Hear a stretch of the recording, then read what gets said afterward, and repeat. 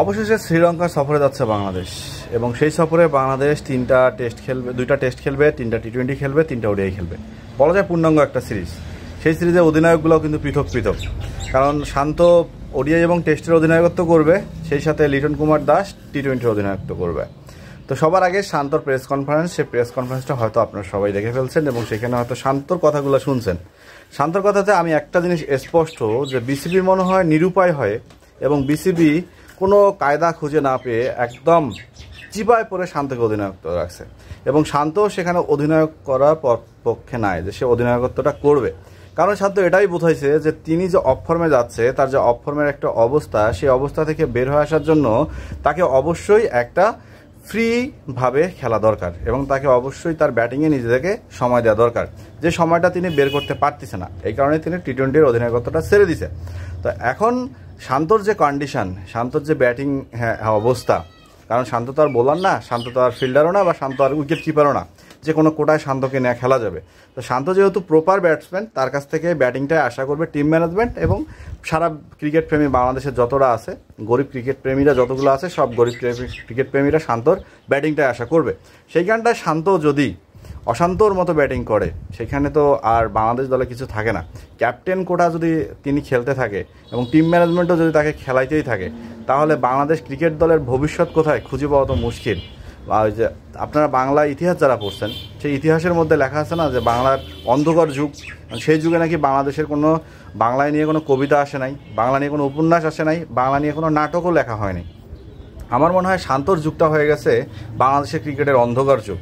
কারণ এখানে শান্তর কোনো সেঞ্চুরি নাই, শান্তর কোনো হাফ সেঞ্চুরি নাই, শান্তর কোনো 50ও নাই, বা বলার মতো কোনো ইনিংসও নাই। হ্যাঁ, ইনিংস থাকে যদি জিম্বাবুয়ে, আফগানিস্তান, মুগান্ডার সাথে খেলা হয়, তাহলে দেখা যাচ্ছে শান্ত একটা এমনভাবে রান করবে, সেখানে রান করার পর তিনি যত কথাবার্তা আছে মিডিয়ার সবগুলাই তিনি আর কি চুপচাপ ধামাচাপা দিয়ে আবার পরের 10টা ম্যাচের জন্য ফিক্সড হয়ে যায়।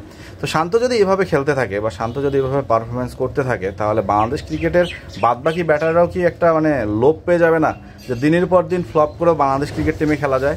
বাংলাদেশ দল এমন একটা দল, যে দলে দিনের পর দিন ফ্লপ করবেন আপনারা একটা ক্রিকেটার সুযোগ পাবে। যেমন তাওহিদ হৃদয় লাস্ট কয়টা সেঞ্চুরিতে, কয়টা ইনিংসে তাওহিদ হৃদয়ের সেঞ্চুরি বা 50 নেই একবার চিন্তা করে দেখছেন?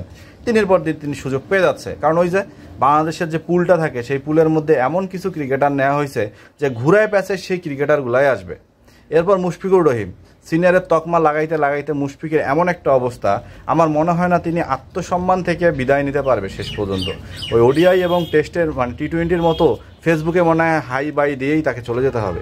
যে মাঠ থেকে যে একটা বিদায় নেওয়ার যে একটা ব্যাপার স্যাপার থাকবে, সিনিয়র ক্রিকেটারদের নিয়ে যে একটা আমাদের আশা যে মাঠ থেকে বিদায় দেব, এটা মনে হয় আর হয় না।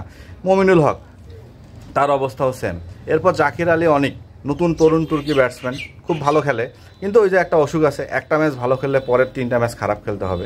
জাকির আলী অনিকের বেলাও সেটাই আমরা পরিলক্ষিত করছি। কিন্তু বাংলাদেশ দলের যে একটা ধারাবাহিক ব্যাটসম্যান থাকবে, যে প্রতিটা ম্যাচেই রান করবে, একটা জুটি করবে, সেটা ওপেনিং স্লট থেকে শুরু হয়ে লোয়ার মিডল অর্ডার পর্যন্ত, সেটা কিন্তু আমরা দেখি না। ওপেনিংয়ের অবস্থা তো একদম নাজাল, এখানে তো কথা বলার কোনো অপশন অনেক, কিন্তু উন্নতির কোনো জায়গা নেই। কথা বলতেই থাকেন, বাংলাদেশ ক্রিকেট দল সেটা শুনতেই থাকবে। কিন্তু বাংলাদেশ ক্রিকেট দলের যে ওপেনিং স্লটের প্রথম 3টা উইকেট আছে, এই 3টা উইকেট মনে করেন যে সদগা পেয়ে যাবে। আমার মনে হয় বাংলাদেশ ক্রিকেট দলের সাথে যখন কোনো টিমের খেলা হয়, অপোনেন্ট টিম প্রথম 3টা উইকেটের জন্য কোনো পরিকল্পনা করে না।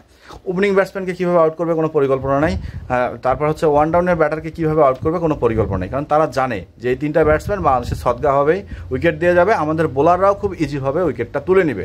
এখন শ্রীলঙ্কা সিরিজে বাংলাদেশ দল কেমন করবে সেটা দেখার অপেক্ষায় আছে পুরো ক্রিকেট প্রেমী। কারণ ইতিমধ্যেই জানেন ফুটবলের যে একটা জাগরণ ঘটছে, সেই জাগরণের এক পক্ষ লোক বলা শুরু করে দিচ্ছে ক্রিকেট নাকি ধ্বংস হয়ে গেছে।